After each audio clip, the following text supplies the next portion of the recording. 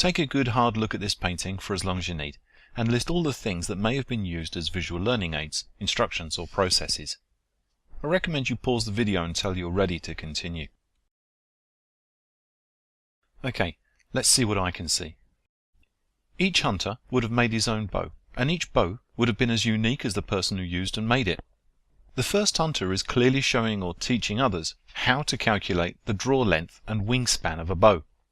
The interesting thing is that this method has not changed a great deal in the 64,000 years that have passed since the bow's invention. The right way or the wrong way? The top figure just looks all wrong to me.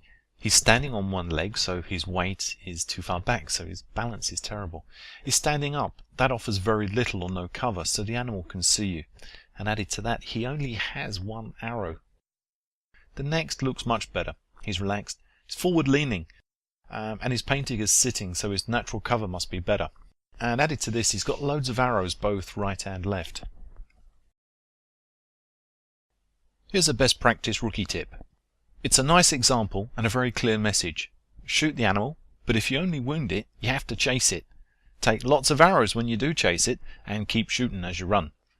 This, I imagine, would have been a regular occurrence, however, as bow technology was in its infancy, and those animals were, well, they were big, especially in comparison with those we'd see today.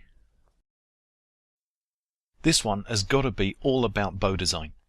The three bows we can see here are very different in design, and the drawing also gives us some clues. Number one seems to be constructed from a single piece of wood. This would produce a pretty underpowered bow, I would imagine.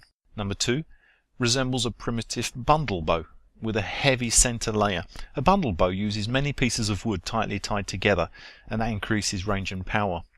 The third bow looks almost modern in shape. From the shape of the bow, it's obvious that they understood how to apply basic mixed wood laminations to add power. I also see that this drawing denotes the use of bindings around the spare arrows, almost like a quiver. This just screams health and safety to me. No one in their right mind would want to jab one of those monsters with a pointy stick unless you know it's going to go down. It's really basic. Don't try and hurt these because they can hurt you right back. These guys were not farmers. That only started 12,000 years ago. These were the original hunter-gatherers. But, like farms today, they understood the rules of keeping breeding stocks at the right level to ensure future generations. This picture does seem to show that. Okay, now I think we're getting into the basic training territory. An obvious message here is don't skimp on firepower. Get lots of pointy sticks in the deer and it will fall over. The bigger the deer, the more the pointy sticks you need. And if you shoot bad, well, I hope you like running. Just for fun, I thought it would be good to include one very last observation relating to human resources. This painting gives me the impression that hunters should be big and have huge legs. In fact, that would be quite logical, because the bigger and stronger the person, the bigger and more powerful the bow could be, therefore improving the chance of actually eating. And don't forget, the better and longer he could then run after the game after it's been shot at. Well, that's how I choose to interpret the reason behind the artist's decision to paint those hunters with the huge legs. Well, it has been great fun to pull this pretty painting apart for hidden meanings and messages, but of course they're all probably wrong. But who cares and who knows? The point of the exercise was actually to look for possibilities.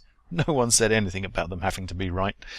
Anyway, I would love to know how many other interesting and different possibilities you found. Why not let me know?